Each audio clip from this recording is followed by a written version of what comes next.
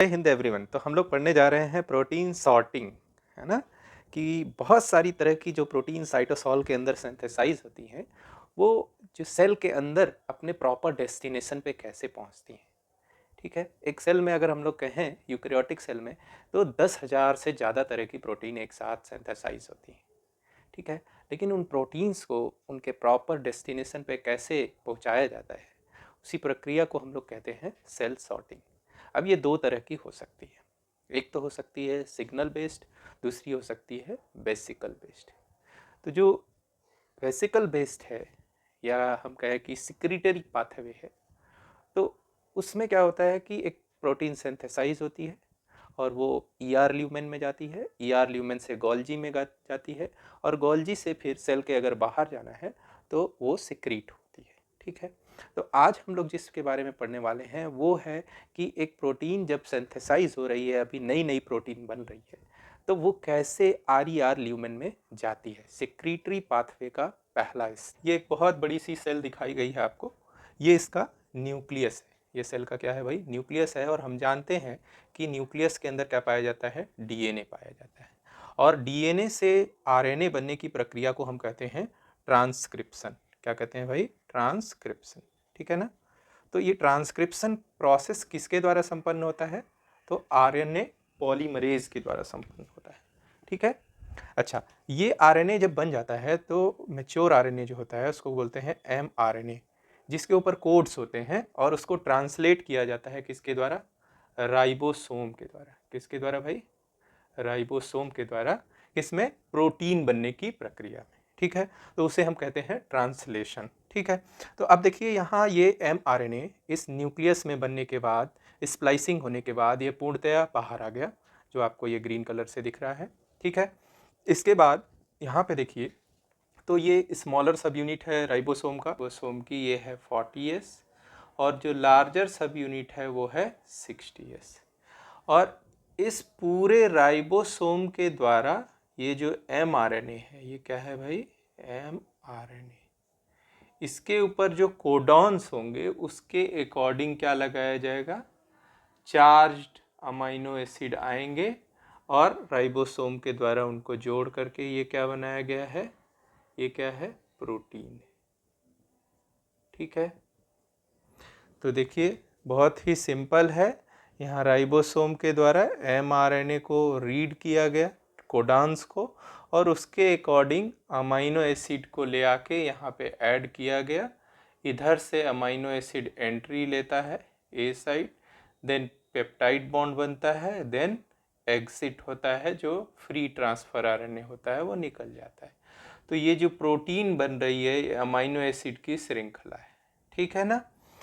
इसमें जो इनिशियली कुछ अमाइनो एसिड बनते हैं 8 से लेके 12, इन्हें हम कहते हैं सिग्नल सीक्वेंस। क्या कहते हैं भाई, सिग्नल सीक्वेंस, है ना। जो 8 से 12 अमाइनो एसिड का शुरू में सीक्वेंस बनता है, यूजुअली प्रायः जो है प्रोटीन का एन टर्मिनल पहले बाहर आता है। तो वहाँ जब एन टर्मिनल आएगा तो उस टर्मिनल, उस एंड पे, उसके ऊपर 8 से 12 अमाइनो एसिड का एक सीक्वेंस होगा, जिसको हम लोग सिग्नल सीक्वेंस कहते हैं। अब देखिए यहाँ पे ये जो सिग्नल सीक्वेंस है, ये है ना, इसकी पहचान किया जाना बहुत ज़रूरी है। और ये सिग्नल किसके लिए है, ये एड्रेस किसके लिए है, ये सिग्नल सीक्वेंस 8 से 12 अमाइनो एसिड का, ये एड्रेस है आरईआर, रफ इंडोप्लाज्मिक रेटिकुलम के ल्यूमेन में जाने के लिए। जैसे इसको आप एक इन्वेलप मान लीजिए प्रोटीन के, तो उसके ऊपर क्या है, एक एड्रेस है। इस एड्रेस पे जाने के लिए, किस एड्रेस पे भाई, रफ इंडोप्लाज्मिक रेटिकुलम के ल्यूमेन में जाने के लिए ये क्या है, एड्रेस है। ठीक है, तो अच्छा, अब ये लेकिन इस एड्रेस को यूजुअली जब हम पोस्ट डिलीवर करते हैं, चाहे पोस्ट ऑफिस में ले जाते हैं, तो कौन उसका जिम्मेदारी लेता है उसको पहुंचाने की, पोस्टमैन, है ना। पोस्टमैन ये है। ठीक है, पोस्टमैन कौन है भाई, जो एड्रेस को पहचानेगा और उसको प्रॉपर एड्रेस तक ले जाएगा। तो हमारा एड्रेस क्या है, सिग्नल सीक्वेंस, जो इस प्रोटीन के पास खुद का है। ठीक है, उसको कौन रीड करेगा? ये पोस्टमैन। और ये पोस्टमैन उसको कहाँ लेके जाएगा? रफ इंडोप्लाज्मिक रेटिकुलम में डिलीवर करने के लिए ले जाएगा। ठीक है, तो यहाँ देखिए ये जो पोस्टमैन है इसका नाम है SRP। क्या नाम है भाई? SRP। देखिए इससे कोरिलेट करिए, सिग्नल सीक्वेंस को पहचानना चाहिए। सबसे पहले तो एड्रेस पोस्टमैन को पहचानना चाहिए कि नहीं? तो ये है सिग्नल रिकॉग्निशन पार्टिकल। ठीक है, अगर एक प्रोटीन होता तब तो हम बोल देते, चलो भाई प्रोटीन बोल देते, लेकिन ये प्रोटीन नहीं है, ये एक्चुअली राइबो प्रोटीन है। ये क्या है? राइबो प्रोटीन है ना, या राइबो प्रोटीन कॉम्प्लेक्स कह लें। SRP जो है ये क्या है भाई? राइबो प्रोटीन कॉम्प्लेक्स है ना। अब देखिए SRP के कुछ चीज़ों को देख लेते हैं कि ये SRP होता क्या है और किन किन प्रोटीन से मिलके बना होता है। तो देखिए इन से मिलके बना होता है।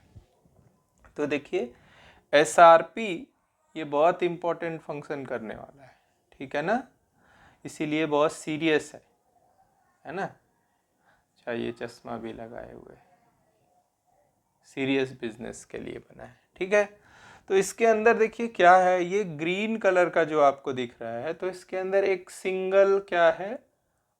RNA। क्या है भाई? RNA। ठीक है, ये जितनी भी प्रोटीन इसमें पाई जा रही हैं उसके साथ एसोसिएटेड है। तो कितनी प्रोटीन्स हैं इसमें देखिए, 1 2 3 4 5 6। कितनी प्रोटीन है भाई? 6 प्रोटीन्स है। तो ये 6 प्रोटीन और एक RNA मॉलिक्यूल का क्या है? ये राइबो प्रोटीन है ना, राइबो प्रोटीन। ठीक है, अब इसका देखिए जो पहला डोमेन है, पहला डोमेन जो है किसका? SRP का। किसका? SRP का जो पहला डोमेन है जो कि P54 प्रोटीन और P19 प्रोटीन प्लस rRNA के कुछ सेगमेंट के द्वारा बना है। तो इसका काम ही क्या है? इस सिग्नल सीक्वेंस, इस एड्रेस को पहचानना। तो इस प्रोटीन में पूछा जाता है कि P50 डोमेन कौन सा डोमेन है जो सिग्नल पेप्टाइड के रिकॉग्निशन में भाग लेता है। तो कौन होता है भाई? P54। दूसरा देखिए यहाँ पे है P9 P14, ये दो प्रोटीन है। ये मिलकर इनका क्या काम है भाई? ये राइबोसोम का जो स्मॉलर सब यूनिट है ना 40S, उसके द्वारा ये जुड़ जाती है ना, इसको पकड़ के रखती है ऐसे। और ये क्या करता है? ये इसकी पहचान करता है ना।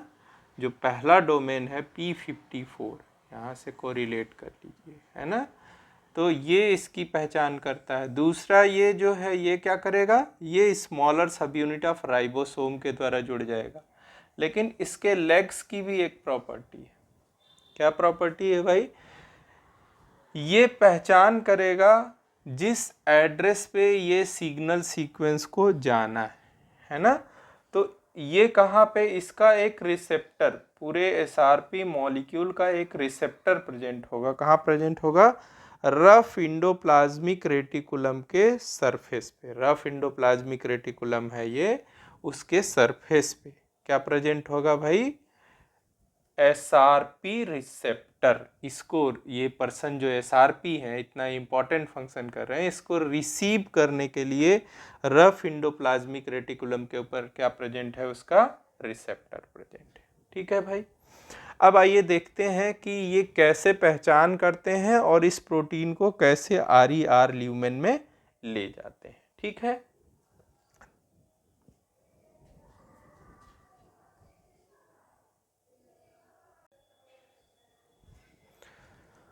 तो यहाँ देखिए जैसे ही SRP ने इस सिग्नल सीक्वेंस को रिकॉग्नाइज किया और ये स्मॉलर सब यूनिट ऑफ राइबोसोम से बाइंड कर गया, वैसे ही जो ये प्रोटीन बनने की प्रक्रिया है वो क्या हो जाएगी? स्टॉप हो जाएगी, रुक जाएगी। क्यों रुक जाएगी भाई? क्योंकि इधर से ही किसको आना है? चार्ज्ड ट्रांसफर आरएनए को आना है। एमाइनो एसाइलेटेड ट्रांसफर आरएनए को इधर से ही एंट्री लेनी है, ए साइट से। और यहीं पे कौन खड़ा है? एसआरपी। तो क्या एसआरपी प्रोटीन सिंथेसिस को होने देगा जब तक रहेगा? नहीं। वो कहेगा ठीक है भाई, जो प्रोटीन बन रही है उसका एड्रेस पहले हम पहचान करेंगे, है ना, और राइबोसोम को तब तक क्या रुक के रखना होगा कि अभी प्रोटीन बनाना नहीं है। ठीक है। अब ये एसआरपी इस सिग्नल को पहचानता है और इससे क्या कर जाता है? बाइंड कर जाएगा, है ना, इससे बाइंड कर जाएगा। और ये पूरा कॉम्प्लेक्स, ये राइबोसोम, एमआरएनए और ये एसआरपी, ये मूव करके कहाँ आएगा? रफ इंडोप्लाज्मिक रेटिकुलम के सरफेस पे। कहाँ आ जाएगा भाई? ये रफ इंडोप्लाज्मिक रेटिकुलम का ल्यूमेन है और ये इसका सरफेस है। ठीक है। अब हम लोग जानते हैं कि रफ इंडोप्लाज्मिक रेटिकुलम को रफ क्यों बोलते हैं? क्योंकि उसके सरफेस पे खूब सारे राइबोसोम्स अटैच रहते हैं ऐसे ऐसे, इसीलिए इसका सरफेस कैसा अपीयर होता है? रफ। ठीक है। अब यहाँ पे देखिए, एसआरपी इस पूरे कॉम्प्लेक्स को, ये देखिए, यहाँ लेके आया। यहाँ पे देखिए दो नए स्ट्रक्चर हैं। एक तो ये स्ट्रक्चर है ना, गेट की तरह है, और उसके गेट के एडजेसेंट में देखिए ये क्या प्रेजेंट है? ये प्रेजेंट है एसआरपी रिसेप्टर। ये क्या है भाई? SRP receptor. ये क्या है पहले ये देख लेते हैं। तो ये जो गेट है ये क्या है? ट्रांसलोको। ठीक है, ट्रांसलोकॉन है। और ये क्या है? एसआरपी रिसेप्टर, है ना। हमने पढ़ा था कौन सा डोमेन है जो एसआरपी रिसेप्टर से बाइंड करता है? तो देखिए ये वाला डोमेन है, P68 और P72 प्रोटीन ये बाइंड करती है। तो देखिए अब ये एसआरपी इस एड्रेस को ये पहचान के रखा था, ठीक है, और इसके साथ साथ इतने राइबोसोम को पकड़ के रखा है। अभी प्रोटीन की कोई सिंथेसिस नहीं होगी। अच्छा, जैसे ही ये एसआरपी और एसआरपी, ये कौन है? एसआरपी।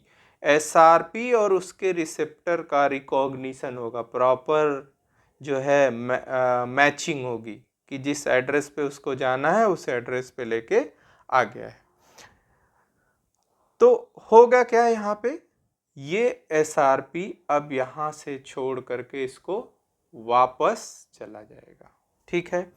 और ये जो सिग्नल सीक्वेंस है, ये जो सिग्नल सीक्वेंस है, ये अब किसको रिकॉग्नाइज करेगा? ट्रांसलोकॉन को। अभी तक ये ट्रांसलोकॉन क्या है? बंद है। देख रहे हैं आप, ये पूरा गेट क्या है? बंद है। लेकिन जैसे ही ये रिकॉग्निशन होगा, now this gate is open. तो यहाँ क्या है? ट्रांसलोकॉन क्लोज है, लेकिन यहाँ क्या हो गया? ओपन हो गया। ठीक है। एसआरपी का क्या फंक्शन था भाई? एसआरपी का फंक्शन था कि ये जो प्रोटीन बन रही है इसका जो एड्रेस है, सिग्नल सीक्वेंस है, उसकी पहचान करना और उसको प्रॉपरली लेके आना किसके पास? एसआरपी रिसेप्टर के पास। और जैसे ही ये फंक्शन खत्म हुआ, एसआरपी अब यहाँ से वापस चला जाएगा। ठीक है। अब देखिए ये जो सीक्वेंस है प्रोटीन का, ये हाइड्रोफोबिक है। क्या है भाई? हाइड्रोफोबिक है ना। 8 से 12 जो अमीनो एसिड का सीक्वेंस है हाइड्रोफोबिक है। और हम जानते हैं कि ये जो है ट्रांसलोकॉन क्लोज था, लेकिन जैसे ही ये सिग्नल सीक्वेंस ट्रांसलोकॉन को रिकॉग्नाइज करेगा, ये ट्रांसलोकॉन ओपन हो जाएगा। अब ट्रांसलोकॉन के अंदर बहुत सारे सेक प्रोटीन्स प्रेजेंट होते हैं, इसमें सेक 61 बहुत इंपॉर्टेंट है ना। अब देखिए, जैसे ही ये सिग्नल सीक्वेंस का रिकॉग्निशन ट्रांसलोकॉन के द्वारा हुआ, इसकी एंट्री होने लगेगी। अब ये ट्रांसलोकॉन क्या हो जाएगा? ओपन हो जाएगा। लेकिन हम जानते हैं कि प्रोटीन जो है एक चार्ज्ड मॉलिक्यूल है, तो उसके ट्रांसपोर्ट के लिए ऊर्जा चाहिए कि नहीं चाहिए भाई? तो यहाँ पे क्या होता है, GTP की हाइड्रोलिसिस होती है और GDP बनता है प्लस फॉस्फेट, है ना। और उससे जो ऊर्जा निकलेगी वो किस में हेल्प करेगी, इस पूरे प्रोटीन के हर अमाइनो एसिड को अंदर कहाँ ले जाने में, RER के ल्यूमेन में जाने में हेल्प करेगा। ठीक है, तो ऊर्जा कहाँ से आई अब पता चल गया। अब धीरे धीरे ये प्रोटीन इस RER ल्यूमेन के अंदर जाने लगा। ठीक है, यूटिलाइजिंग एनर्जी, कहाँ से एनर्जी आ रही, GTP की हाइड्रोलिसिस से, GTP की हाइड्रोलिसिस से एनर्जी आ रही। अच्छा, ये जो एड्रेस है भाई, ये जो एड्रेस था इसका सिग्नल पेप्टाइड था, क्या अब इसकी ज़रूरत है, ये एड्रेस किसके लिए था, ये एड्रेस था आपके RER ल्यूमेन के लिए, और ऑलरेडी अब ये प्रोटीन RER ल्यूमेन के अंदर आ रही है। तो जब प्रॉपर डेस्टिनेशन पे डिलीवर हो जाएगी तो इस एड्रेस की ज़रूरत अब नहीं है। तो देखिए ये कौन है, इनका नाम है पेप्टाइडेज, या जो प्रोटीन का डाइजेशन करे स्पेसिफिक लोकेशन पे। ये वही डाइजेस्टिव एंजाइम जैसा है जो हमने स्टमक में पढ़ा है। तो ये पेप्टाइडेज क्या करेगा, इसके हाथ में देखिए सेजर है, कैंची जैसा लेके रखा है। तो ये क्या करेगा, इस एड्रेस टैग को यहाँ से काट देगा, एड्रेस टैग निकल जाएगा और रेस्ट प्रोटीन जो है यहाँ पे आ गई। ठीक है ना, ये जो बचा हुआ भाग है प्रोटीन का यहाँ पे आ गया। अब तो ये जो प्रोटीन थी ये अब किस में आ गई, RER ल्यूमेन में। नेक्स्ट पार्ट में हम पढ़ेंगे कि RER ल्यूमेन में इस प्रोटीन पर क्या क्या चेंजेस आते हैं और फर्दर ये गोल्जी कॉम्प्लेक्स के पास कैसे पहुंचती है।